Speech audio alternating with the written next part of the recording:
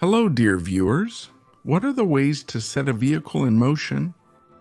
The first and oldest invention is muscle power, either your own or someone else's. For example, you can pedal a bicycle, harness dogs to a sled, or hitch a horse to a cart.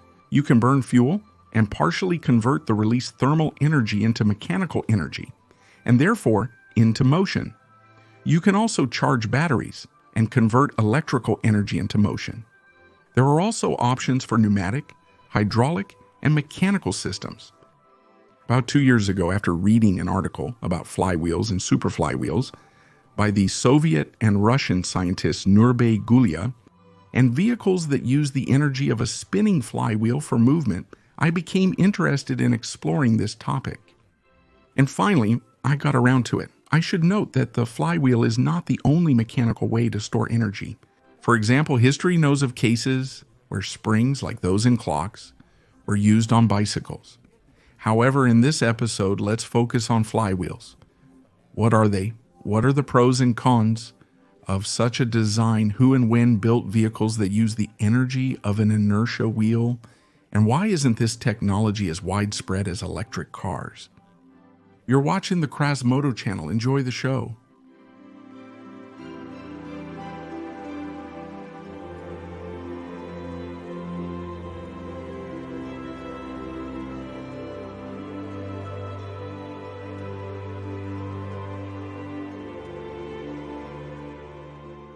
Before we get into the use of a flywheel as an energy storage device in vehicles, and before we look at specific models of such technology, we need to go over a bit of theory for general understanding.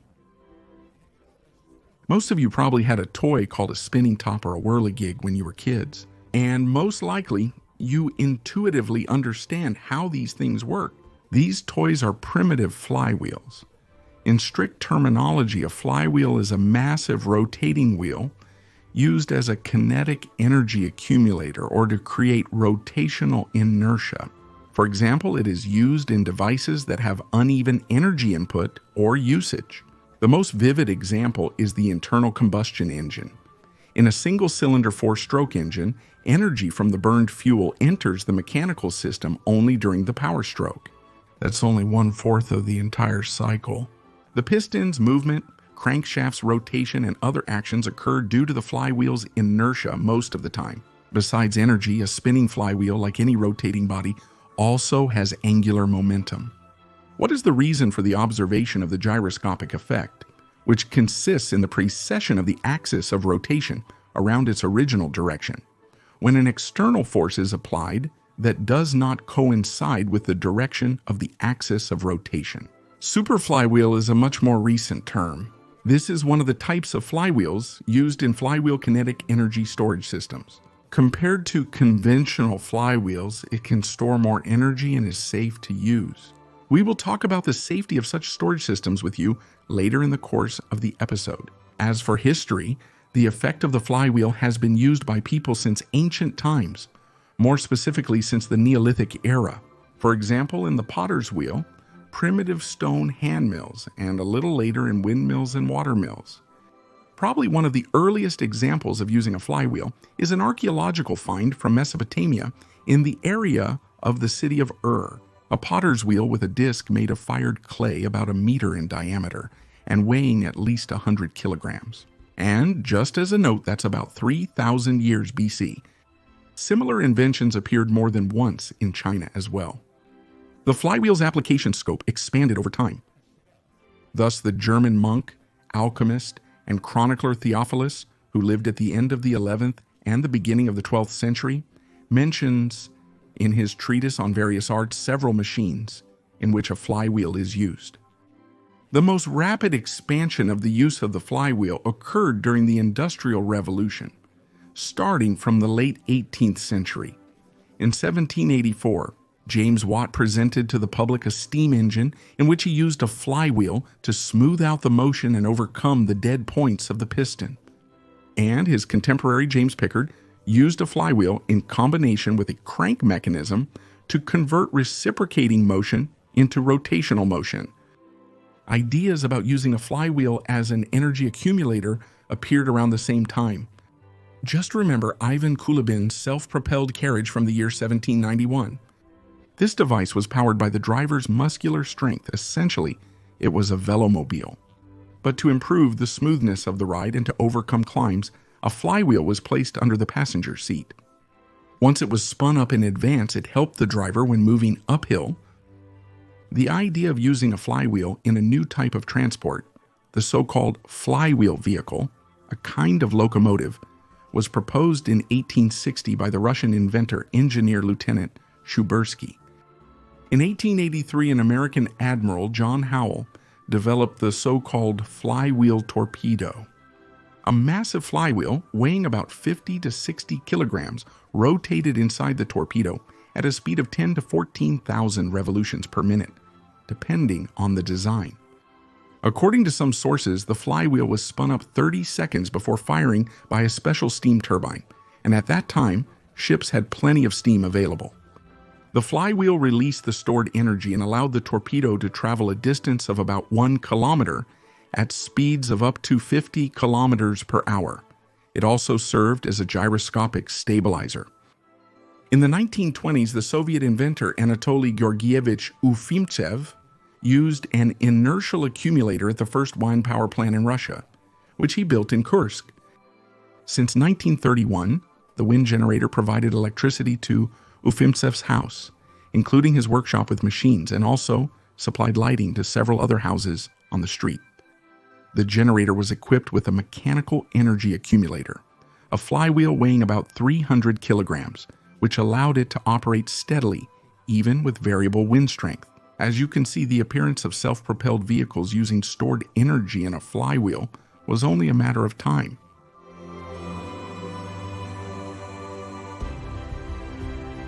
Wind power plants with flywheel energy storage are a good thing, and this technology is still being used today. When was the first flywheel vehicle invented? The concept of a bus with an inertial energy storage system was first developed and put into practice in the late 1940s by the Swiss company Oerlikon, with the goal of creating an alternative to trolley buses for quieter routes with low traffic frequency, where full electrification using overhead wires would not have been economically justified. A demonstration model of the Gyrobus was first presented to the public and put into operation in the summer of 1950. And in order to popularize the innovation, the buses were operated on different routes up until 1954. By 1953, 17 flywheel buses had been produced and their commercial operation began. The vehicles operated on routes ranging from 4.5 to 7.5 kilometers long, connecting the Swiss communes of Yverdon-les-Bains and Grandson. In the middle of the bus, a 1.5-ton flywheel embedded in the floor spun up to 3,000 revolutions per minute. The flywheel was charged, and the stored energy was drawn using an electric motor generator with a squirrel cage rotor. Recharging was carried out at specific points along the route from a 3-phase power grid.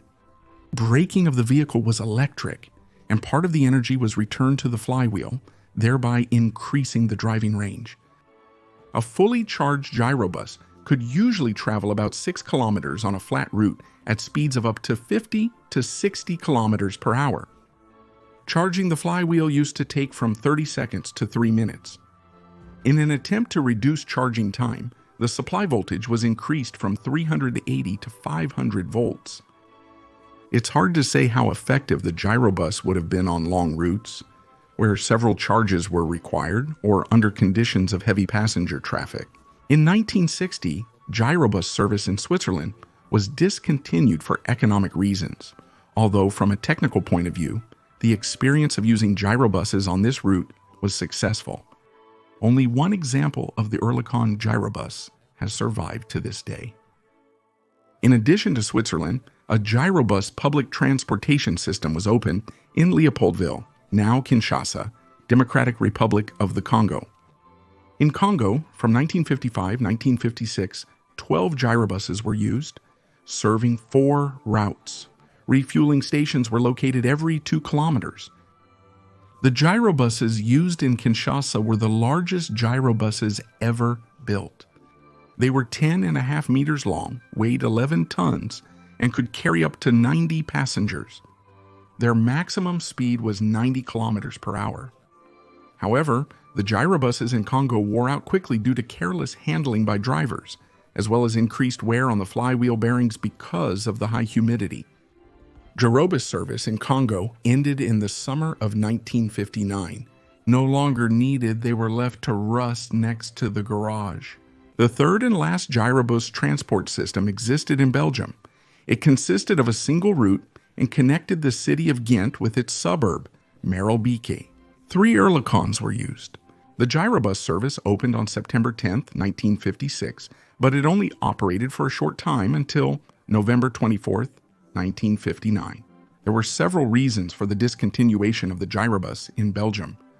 First of all, it had high energy consumption, 2.9 kilowatt hours per kilometer. At the same time, a tram, which carried several times more passengers, consumed 2 to 2.4 kilowatt hours per kilometer. In addition, gyrobuses were considered unreliable, and refueling them took an unacceptably long time. A little later, towards the end of the 50s, Gyrolocomotives appeared in the USSR. Essentially, a gyrolocomotive was a small locomotive designed to move light, narrow-gauge trains in horizontal mine workings. Gyrolocomotives were produced from the 60s to the 80s at the Druzhkovka machine building plant in Donbass. The choice of the flywheel was because of the increased risk of explosions in the mines, and this was one of the safest solutions. Gyrolocomotives were charged at stationary stations. The flywheel was spun up to 2,000 or 3,000 revolutions per minute using an electric or pneumatic motor. The stored energy was enough for 3 to 5 kilometers of travel at an average speed of 7 kilometers per hour. Gyrolocomotives were developed not only in the Soviet Union. It seems that locomotives produced by Oerlikon were used in the mining industry in Switzerland, Belgium, and Africa. Here are the British NCB gyros from Sentinel Wagon Works. The locomotive was equipped with 2 3-ton flywheels, which rotated at a speed of 3,000 revolutions per minute when fully charged. Charging took 2.5 minutes, and the locomotive could operate for about half an hour. NCB gyro locomotives were produced from 1958 to 1965. Some rail cars were also equipped with a flywheel energy storage system. A rail car is a small passenger railway car. British Rail Class 70 were equipped with flywheels to move between sections of the contact network. Perry People Movers, a modern British company which manufactures light trams and rail cars that use the F&S flywheel energy storage system. And now we have come to the invention of the super flywheel and the personality of Nurbei Guliya. There are plenty of articles about Nurbei Vladimirovich on the internet, ranging from quite sober and good publications with lots of facts and figures to outright conspiracy nonsense. Just whisper. Let's try to figure everything out rationally. Nurbei Guliya was born in 1939 in Tbilisi, where he also graduated from the Polytechnic Institute. In the early 1960s, the young scientist grew interest in flywheels, energy storage systems, variators, transmissions, and other devices for conserving and transforming energy. He realizes that a solid flywheel, such as one made of steel or iron, will be destroyed upon reaching a certain number of revolutions.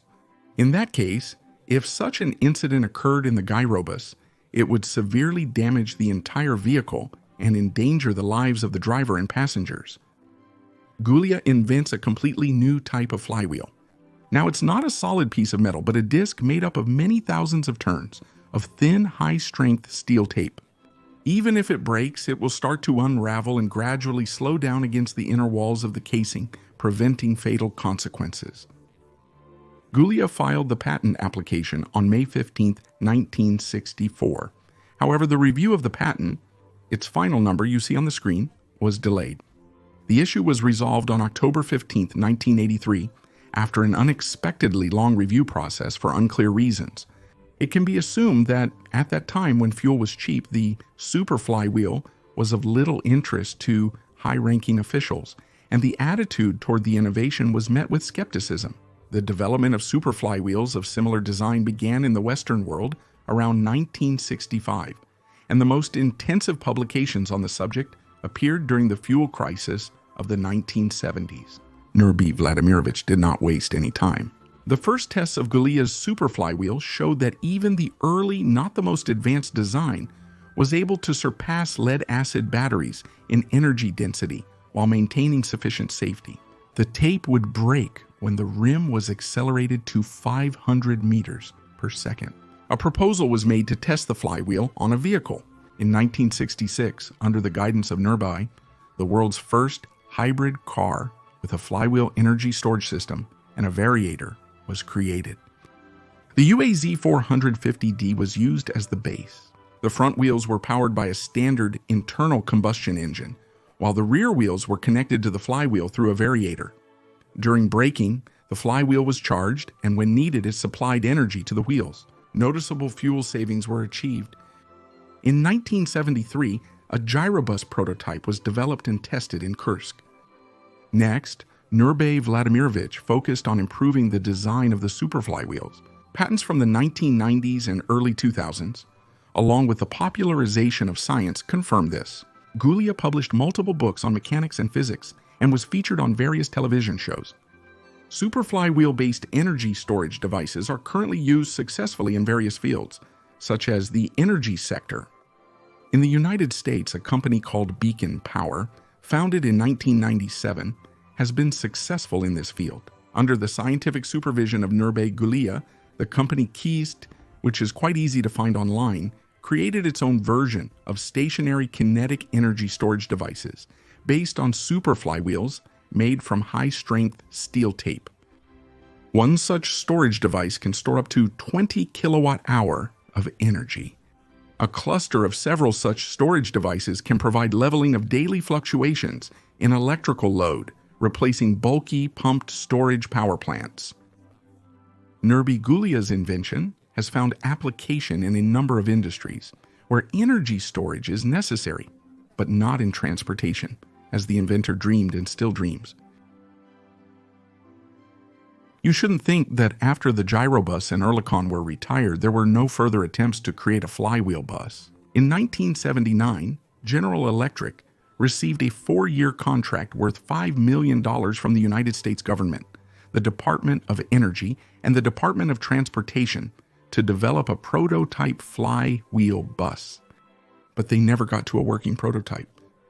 In the 1980s, Volvo briefly experimented with using flywheels charged by a small diesel engine and recharged through braking energy. Eventually, they abandoned this idea in favor of hydraulic accumulators.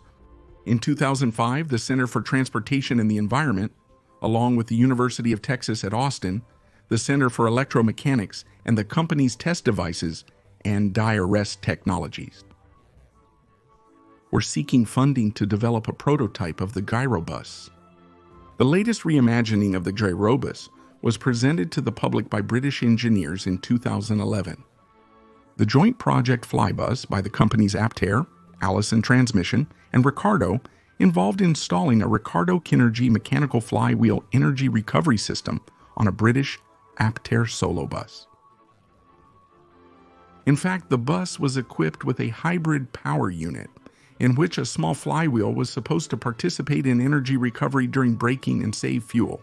According to the developers' estimates, such a recuperator was supposed to save 20% of fuel, but tests of the actual flybus that was built showed that consumption decreased by only 8%. Over the past 30 years, a number of hybrid car concepts have been embodied in metal, in the design of which engineers preferred to use a mechanical accumulator instead of electric batteries. Let me name these prototypes. The first is the Porsche 918 RSR 2011, an experimental hybrid, the ideological successor to the previously tested 911 GT3R hybrid. The feature of both is the KERS flywheel kinetic energy storage system, developed by Williams as an alternative to the lithium-ion batteries commonly used in hybrids. Just like in gyrobuses, the flywheel accumulator in the Porsche was connected to the rest of the system purely electrically, and its purpose was not to power the vehicle for the entire distance, but to provide a few seconds of increased power when needed. In particular, in the 918 RSR, The driver could get an extra 150 kilowatts of power from the flywheel generator for 8 seconds at the push of a button. The total power of the 918 hybrid reached 767 horsepower. The revolutions of these units are interesting. Thanks to compactness and the use of modern composite materials, in the GT3R hybrid, they reached 40,000 revolutions per minute, and in the 918 RSR, 36,000. Some sources say that those flywheels could be spun up to 50,000 revolutions, although with some caution. You can roughly estimate the rim speed of the flywheel in the latter case as 1 kilometer per second, and that's 3 times the speed of sound. The flywheel is made of carbon fiber, and it also has a layer of composite with some magnetic material in it to serve as the rotor for the motor generator. Of course, all of this is placed inside a vacuum-sealed casing. A similar system by Williams Hybrid Power, originally designed for Formula One cars, was used by the Germans in a Le Mans prototype sports car, the Audi R18 e-tron Quattro, which was introduced in 2012. The rear axle of this hybrid was powered by a 510 horsepower engine, while at the front there were 2 electric motors with a combined output of 148 kilowatts. The energy for them was stored in a miniature flywheel accumulator installed on the floor next to the pilot. This composite flywheel spun up to 45,000 revolutions per minute, and during the acceleration phase of the car, it could deliver 500 kilojoules of energy to the front wheels in just a few seconds. In the 90s, Rosen Motors developed a hybrid system with a small gas turbine engine and a flywheel-based energy accumulator, which spun up to 55,000 revolutions per minute. The flywheel was enclosed in a vacuum-sealed housing and consisted of a titanium hub with a carbon fiber cylinder. It was mounted on the gimbal suspension to minimize the negative gyroscopic effect on the car's handling. The prototype car underwent road tests in 1997, and that was the end of it. The Chrysler Patriot concept was introduced in 1993. This hybrid was built by Reynard Motorsport and Satcon Technology Corporation. It was developed by Chrysler engineers. The braking energy was stored in a composite flywheel mounted in a vacuum chamber, which weighed 66 kilograms and spun up to 58,000 revolutions per minute. Well, the drive was a combination of a traction electric motor and a V4 engine. In the early 2010s, Volvo and Jaguar also experimented with the KERS kinetic energy recovery system. In Formula One, mechanical kinetic energy recovery systems, KERS, from different developers were tested between 2008 and 2009. But in the end, the teams preferred to switch to electric versions of KERS with lithium-ion batteries or supercapacitors. Meanwhile, some pretty interesting parameters were achieved in experimental accumulators. The flywheel itself as an energy storage device was even used on a spacecraft. This was a project funded by the Glenn Research Center at NASA and was intended for testing components in laboratory conditions. It used a carbon fiber rim with a titanium hub designed to spin at 60,000 revolutions per minute.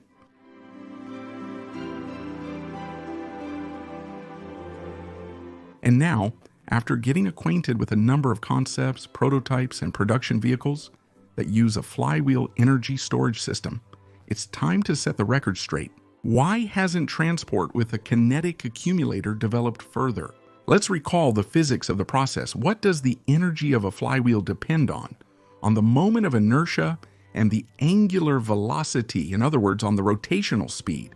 The moment of inertia is determined by the mass, dimensions of the flywheel, and its geometry. It's not very convenient to increase the size and mass, since this affects the dimensions and overall weight of the vehicle, as well as negative gyroscopic effects that impact handling. Although this is partly solved by a gimbal suspension of the flywheel, it does come at the cost of increasing the size of the installation. Increasing revolutions is more beneficial as energy is proportional to their square. Everything is fine, but at the rim we get colossal speeds, up to 1 kilometer per second. And this requires materials of extremely high quality and extremely high strength. In the 60s, the specific energy density per kilogram of mass for electric batteries and Flywheels was comparable. And in theory, if gyrobuses were a couple of orders of magnitude heavier, they would have had commercial success. Moreover, at that time, flywheels were made of forged steel, which overall was not that expensive.